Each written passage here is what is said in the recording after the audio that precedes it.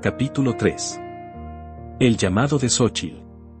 El amanecer apenas logró abrirse paso entre las nubes densas que cubrían el cielo. El sol, opaco y distante, parecía negarse a brillar sobre la laguna.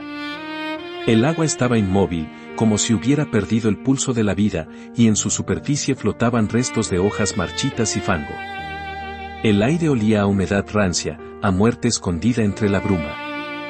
Aquellos hombres que habían presenciado el horror la noche anterior, los que aún temblaban en sus canoas, no dudaron en remar con todas sus fuerzas hacia la orilla. Los remos golpeaban el agua con violencia y, aún así, parecía que la laguna los retenía, como si quisiera tragar sus embarcaciones para siempre. «Rema, rema, que nos alcanzan», gritó un joven, con los ojos desencajados. «Yo no quiero morir aquí, no quiero», sollozaba otro, cubierto en sudor y lágrimas. «Dios nos guarde, no mires atrás, no mires», aulló un anciano pescador, con la voz quebrada por el terror. Cuando por fin alcanzaron la orilla, dejaron las canoas varadas y corrieron sin voltear atrás, con la respiración rota y el corazón desbocado.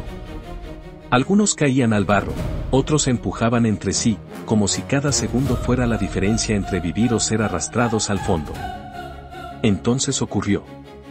Del centro de la laguna comenzaron a elevarse siluetas. No caminaban ni se hundían, flotaban. Sus cuerpos parecían hechos de sombras y fango, como si el agua hubiera dado a luz a criaturas muertas. De sus cabezas colgaban ramas enredadas como cabelleras putrefactas, y algas viscosas se deslizaban por sus hombros y brazos. Del pecho y la espalda les colgaban raíces secas, como si la laguna se negara a soltarlos del todo. Algunos llevaban la boca entreabierta, de donde surgían lamentos guturales, semejantes a gritos apagados bajo el agua. Otros dejaban escapar un sonido más agudo, como el chillido de maderas hundiéndose en la tormenta. No tenían ojos, solo cavidades oscuras que brillaban por instantes con un resplandor gris, como brasas a punto de extinguirse. «No son hombres, no son hombres», gimió uno de los pescadores, cayendo de rodillas en la orilla. «Son los muertos. Los muertos han vuelto», gritó otro, antes de huir despavorido hacia el pueblo. Uno a uno emergieron, decenas, quizás más, deslizándose sobre la superficie sin tocarla. Y luego, como empujados por un mismo mandato, se elevaron lentamente y comenzaron a dirigirse hacia Iramuco. El viento sopló fuerte, arrastrando consigo un hedor nauseabundo de agua estancada y carne podrida. Los árboles se inclinaron, los perros comenzaron a aullar, y los habitantes del pueblo entendieron, con el alma helada, que lo que había nacido en la laguna venía ahora por ellos. El pueblo empezó a oscurecerse. Era como si el tiempo retrocediera de golpe, de una mañana clara a una penumbra pesada, como si la noche anterior hubiera regresado para tragarse el día. El sol desapareció tras un velo de nubes negras, y la neblina que venía de la laguna comenzó a colarse entre las calles de Iramuco. Las almas flotaban en silencio, transitando por todo el pueblo. Se deslizaban entre las chozas, cruzaban los caminos de tierra y se alzaban frente a las puertas de madera como buscando entrar. Donde pasaban, un frío inexplicable llenaba los hogares, y los vidrios y cristales de barro en las ventanas se empañaban como si alguien hubiera respirado desde el otro lado. Los animales fueron los primeros en reaccionar. Los perros aullaron desesperados, algunos huyendo con la cola entre las patas, otros se lanzaban contra la nada, ladrando a las figuras invisibles que avanzaban por los callejones. Las gallinas cacareaban como locas, golpeando con sus alas contra las paredes de los corrales hasta desangrarse en el intento de escapar. Las mulas y caballos pateaban el suelo con violencia, rechinando los dientes y derribando cercas. Incluso los pájaros en lo alto de los techos levantaron vuelo en bandadas, solo para perderse en la bruma que los envolvía y los hacía desaparecer. Un pescador que apenas había logrado llegar a su casa cayó de rodillas al ver las figuras pasar frente a su puerta. «No los dejen entrar», gritaba a su familia, empujando muebles contra la entrada. «Cierren todo, cierren». Pero las sombras no necesitaban abrir. Atravesaban las paredes como humo negro, dejando tras de sí un olor a agua podrida y a tierra removida del fondo del lago. En cuestión de minutos, Iramuco había dejado de ser un pueblo vivo. Ahora parecía un cementerio habitado por espectros que caminaban sin rumbo, buscando quizá algo, o a alguien. En una choza, al borde del pueblo, una mujer despertó antes del amanecer. El llanto de su hijo la obligó a levantarse para darle de comer. Mientras preparaba algo en la oscuridad de la cocina, notó con un escalofrío que no estaban solos. Una silueta permanecía inmóvil, de pie, en el rincón más sombrío de la habitación. Su respiración se cortó al instante. El niño dejó de llorar, como si también hubiera percibido aquella presencia.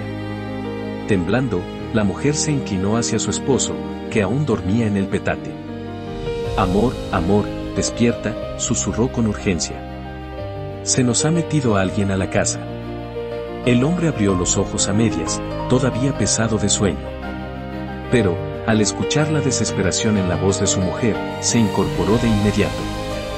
Sin decir palabra, tomó un palo grueso que guardaba al lado del petate. Se levantó descalzo, decidido, con la mandíbula apretada. Con pasos lentos, avanzó hacia la figura. El suelo crujía bajo sus pies, y cada crujido retumbaba como un eco en el silencio denso de la choza. La silueta permanecía de espaldas, quieta, casi como si esperara. El hombre levantó el palo, dispuesto a golpearlo por detrás. Estaba ya a unos pasos, podía sentir el hedor a fango húmedo que emanaba del intruso. Entonces, sin previo aviso, la figura giró la cabeza a 180 grados. El cráneo se dobló con un crujido seco, mostrando un rostro siniestro que lo miraba directamente a los ojos. Una sonrisa imposible, amplia y grotesca, se extendió en su rostro. Los labios se abrieron para dejar escapar una risa diabólica, aguda y estridente, como la carcajada de un payaso surgido de una pesadilla. El hombre retrocedió de inmediato, tropezando con la mesa. El palo temblaba en sus manos. La mujer abrazó al niño, que comenzó a llorar desconsolado, mientras aquella carcajada se repetía, inundando la choza y helando la sangre de todos los que la escuchaban. Ese día, en el pueblo de Iramuco, se escucharon gritos desgarradores. Los alaridos de hombres, mujeres y niños se mezclaban con el bramido del viento y los lamentos de las almas que recorrían las calles.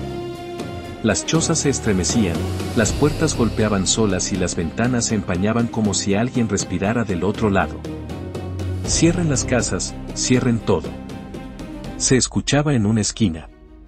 «No es gente, no es gente», gritaba otro, antes de desaparecer en la neblina. «Dios mío, protégenos», clamaba una anciana, abrazando un crucifijo de madera que temblaba en sus manos. Los espectros flotaban de choza en choza, algunos atravesaban paredes, otros se detenían frente a los corrales, haciendo que los animales enloquecieran hasta morir del terror. Cada vez que uno de aquellos seres reía, su eco se extendía por todo el pueblo, quebrando la voluntad de cualquiera que lo escuchara. La neblina se espesó hasta volverse imposible distinguir a unos metros. El día había desaparecido, Iramuco había quedado atrapado en una oscuridad que no pertenecía al tiempo, como si la laguna hubiera impuesto su propia noche maldita. De pronto, el silencio cayó de golpe. Ni un grito, ni un aullido de perro, ni el canto de un gallo. Solo el latido de corazones aterrados detrás de las paredes de barro. Las almas seguían ahí, flotando, esperando. Y el pueblo comprendió, con un miedo que no tenía nombre, que aquello no había sido un castigo pasajero. Era apenas el inicio de una larga noche en Iramuco. Por otro lado, el amanecer llegó con un aire helado. La fogata que había acompañado a Yaotl y Xóchitl durante la noche apenas dejaba escapar unas volutas de humo gris. Ambos habían caído rendidos, exhaustos, en las afueras de Santa Rosa de Lima, aquel mismo lugar donde, horas antes, la multitud enfurecida había intentado arrojar a Xóchitl a las llamas. Yaotl se inclinó sobre su hija, tocándole suavemente el hombro. «Xóchitl. Xóchitl, levántate», murmuró con voz grave, pero llena de urgencia. «Tenemos que irnos». La joven abrió los ojos lentamente. Todavía podía escuchar en su memoria los gritos del gentío, las acusaciones de bruja y el calor insoportable del fuego que había rozado su piel. «¿A dónde iremos, padre?», preguntó con un hilo de voz, temblando más por el recuerdo que por el frío. Yaotl apretó los dientes, mientras miraba de reojo hacia Santa Rosa. El pueblo permanecía en silencio, pero aquel silencio no era de paz, sino de odio latente. Lo más lejos posible de aquí, hija. Este pueblo ya no nos quiere, y, si volvemos, terminarán lo que empezaron. Xóchitl bajó la mirada hacia el brazal de oro en su antebrazo. El metal relucía débilmente, como si respondiera a las palabras de su padre. Una parte de ella entendía que el brazal no solo la había condenado a los ojos del pueblo, sino que también la estaba llamando hacia un destino del que no podría huir. Con el corazón pesado, recogieron sus pocas pertenencias y se internaron en el sendero que conducía al bosque. El sol aún no se alzaba del todo, y la bruma los envolvía, ocultándolos poco a poco de la vista del pueblo que habían dejado atrás. Mientras avanzaban, el silencio se hacía más espeso que la neblina. Solo se escuchaban sus pasos cansados y el crujir de las ramas secas bajo sus pies. El aire olía a tierra húmeda y a hojas podridas, como si todo alrededor quisiera recordarles que estaban entrando en un lugar desconocido. Yaotl, con el rostro endurecido, rompió el silencio. Hija, tengo que ser sincero contigo. Su voz sonaba pesada, como si le doliera cada palabra. No sé a dónde vamos. No sé qué nos espera. No tengo idea de dónde ir. Xóchitl lo miró con tristeza. El hombre que siempre le había dado seguridad ahora caminaba a ciegas, con el peso del miedo en los hombros. Fue entonces que sintió algo extraño en su brazo, el brazal. Una fuerza sutil, casi imperceptible, tiraba de ella hacia un rumbo fijo, como si la tomara de la mano y la guiara. Se detuvo un instante, respiró profundo y habló con timidez. Padre, el brazal, siento que me está guiando. Como si quisiera mostrarnos el camino. Yaotl frunció el ceño y se detuvo. Sus ojos, cansados y llenos de desconfianza, se clavaron en el brazal que brillaba débilmente bajo la luz gris del amanecer. No, hija, respondió con firmeza, sacudiendo la cabeza. No le hagas caso. No sabemos a dónde nos lleva. Tal vez nos conduce directo a la muerte. Xóchitl bajó la mirada, apretando el brazal con su otra mano. Pero, padre, siento que no es casualidad que lo tenga yo. Yaotl suspiró profundamente, como si cargara con un peso imposible. No entendemos nada de este brazal. No sabemos si los dioses nos lo han dado como una bendición o como una maldición. Guardó silencio unos segundos y, luego, añadió, mientras lo averiguamos, sigamos adelante. El bosque los tragó poco a poco. Entre sombras, bruma y el murmullo de hojas movidas por un viento extraño, Xóchitl comprendía que no caminaban solos. Algo, o alguien, los estaba conduciendo, y el brazal palpitaba con un resplandor cada vez más vivo.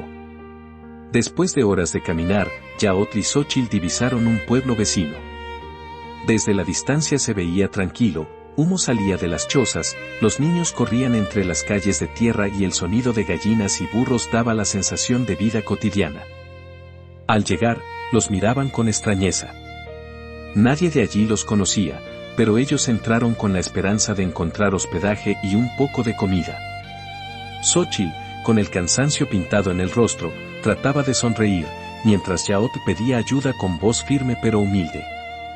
Sin embargo, algo extraño sucedía. A medida que caminaban por las calles, la gente se iba apartando, murmurando entre sí.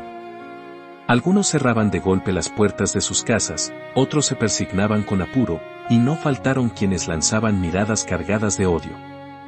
Era como si una mala vibra emanara de ellos, un peso invisible que ensuciaba el aire alrededor. Los perros comenzaron a ladrar con furia, tirando de sus cadenas. Los caballos relinchaban inquietos y se apartaban como si percibieran un mal presagio. Y entre los murmullos de las mujeres se escuchaban palabras venenosas. No son de aquí. Hay algo raro en ellos. Traen desgracia. Xóchitl bajó la mirada, apretando el brazal contra su pecho. Podía sentir cómo los ojos de todos la perforaban. Era como si los demonios que habitaban en las personas respondieran a su presencia, reconociendo algo que los incomodaba, algo que los desenmascaraba. Yaotl, con el rostro endurecido, tomó la mano de su hija. Intentó pedir ayuda una vez más, pero las miradas de rechazo fueron suficientes. Nadie se acercaba, nadie ofrecía pan, agua ni techo. Era como si aquel pueblo hubiera decidido expulsarlo sin necesidad de palabras. «Vámonos, hija», dijo Yaot finalmente, con voz seca y herida. «No tenemos nada que hacer aquí». Con el corazón apretado, se despidieron sin ser respondidos y retomaron el camino. Detrás de ellos, las puertas cerradas y los ojos acusadores dejaron claro que la maldición del brazal los acompañaba a donde fueran. Tras largas horas de camino, entre veredas húmedas y árboles que parecían cerrarles el paso, Xóchitl sonrió con cansancio al arrodillarse para mojarse el rostro en un río.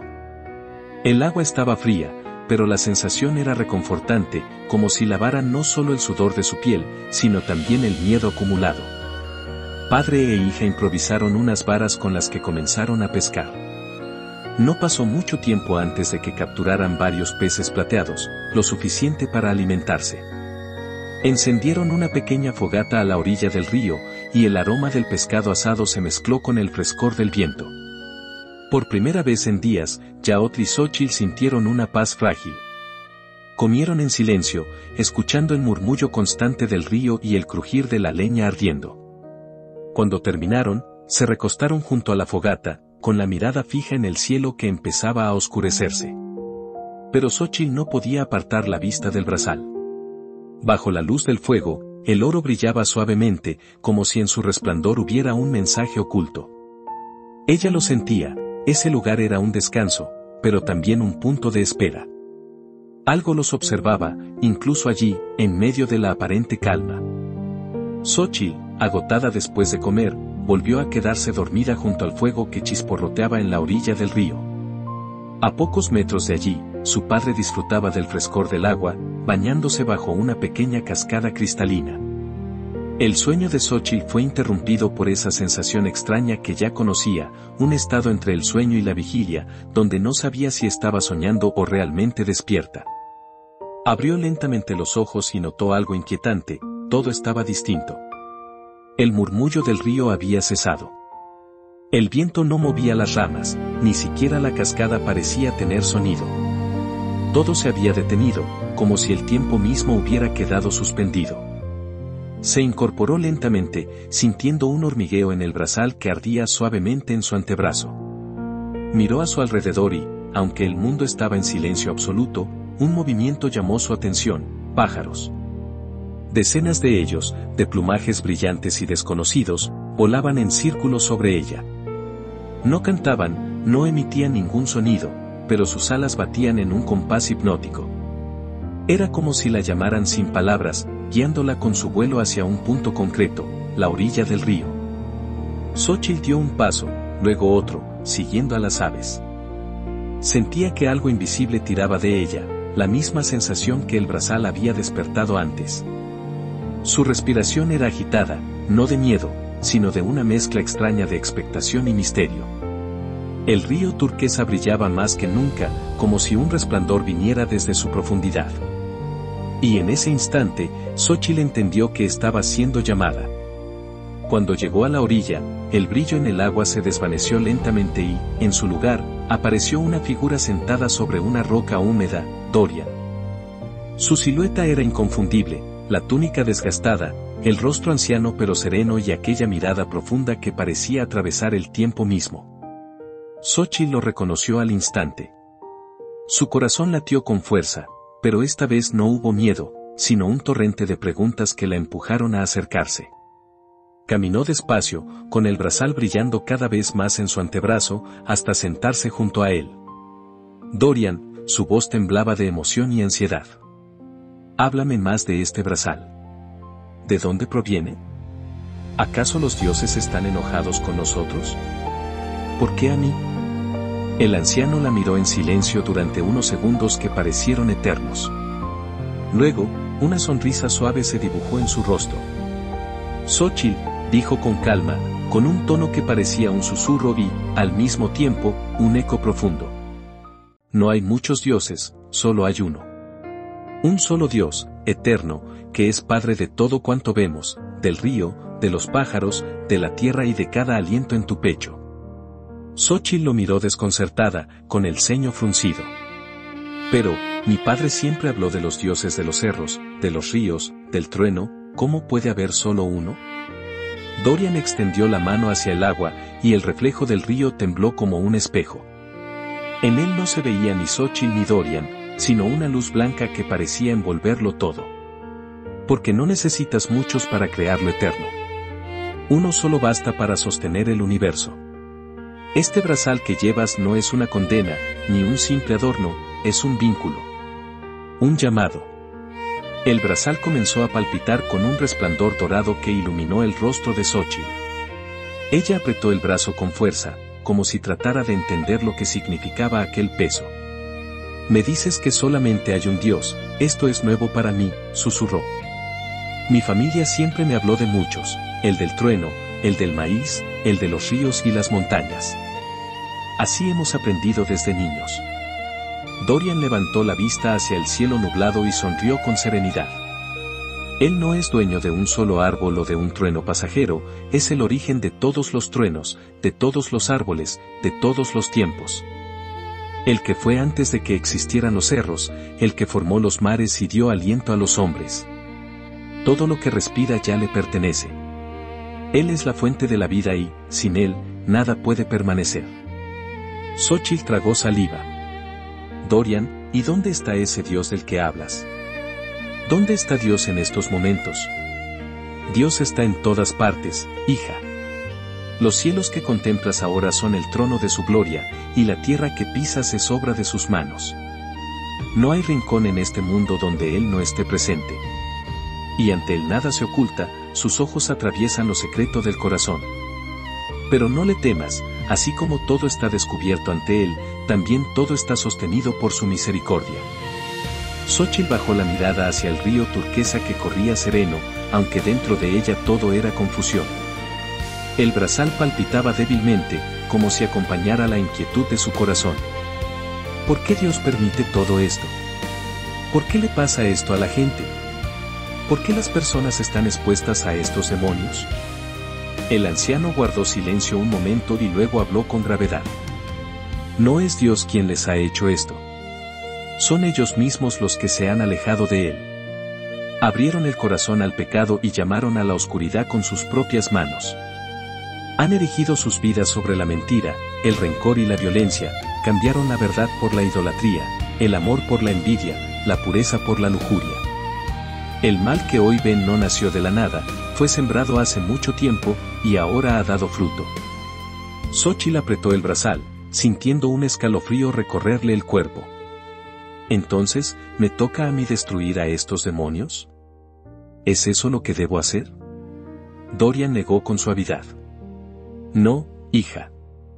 No se trata de destruirlos. Tu tarea no es aniquilar, sino mantenerlos a raya. Estos seres se alimentan del pecado y del odio de los hombres.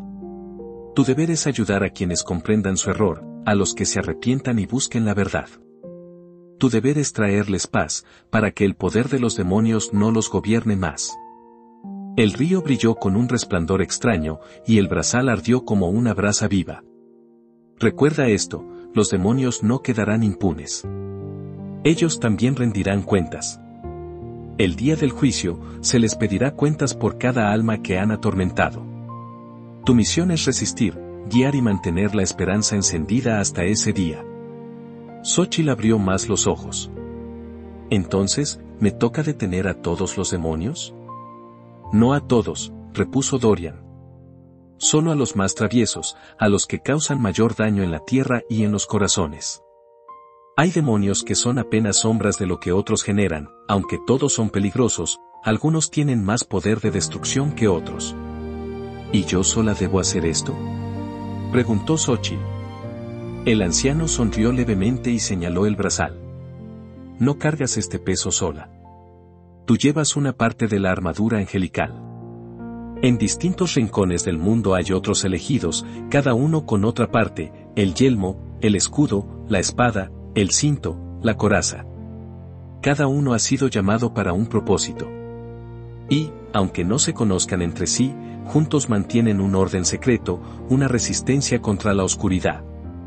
Así se les mantiene a raya, hasta que llegue la justicia definitiva. Xóchitl respiró profundamente, sintiendo cómo su destino se agrandaba ante sus ojos. Ya no se trataba solo de ella y de su padre huyendo por los bosques, ahora entendía que formaba parte de algo mucho más grande, una lucha que atravesaba pueblos y tierras lejanas. Entonces, murmuró, mirando el resplandor del brazal. No estoy sola. Nunca lo has estado, dijo Dorian con serenidad. Xóchitl abrió los ojos de golpe, como si despertara de un sueño profundo. A su lado, su padre aún descansaba. Lo movió con suavidad, pero con urgencia. Padre, levántate. Hay trabajo que hacer. Yaot se incorporó lentamente, desconcertado. ¿De qué estás hablando, hija? Varias de mis preguntas han sido aclaradas, respondió Xóchitl con determinación. El brazal me guía. Debemos movernos.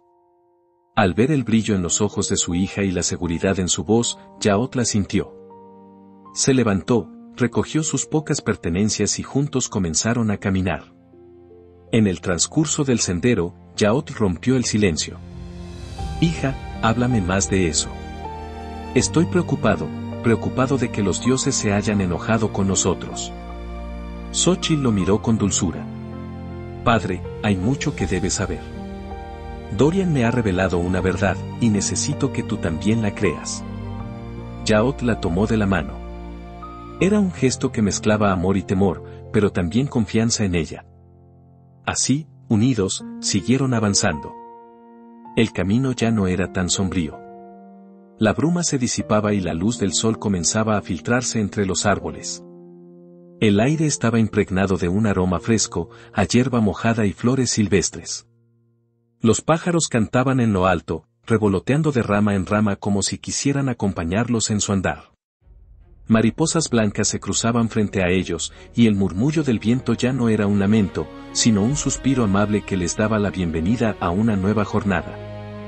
Por primera vez en mucho tiempo, padre e hija miraban hacia adelante con esperanza. El brazal, resplandeciendo con un fulgor inquietante en el brazo de Xóchitl, no solo los acompañaba, era él quien los guiaba inexorablemente hacia Iramuco. Allí, donde los demonios ya se habían establecido como dueños de la oscuridad, aguardaban silenciosos su llegada. El destino estaba marcado, y cada paso que daban los acercaba al corazón de la batalla.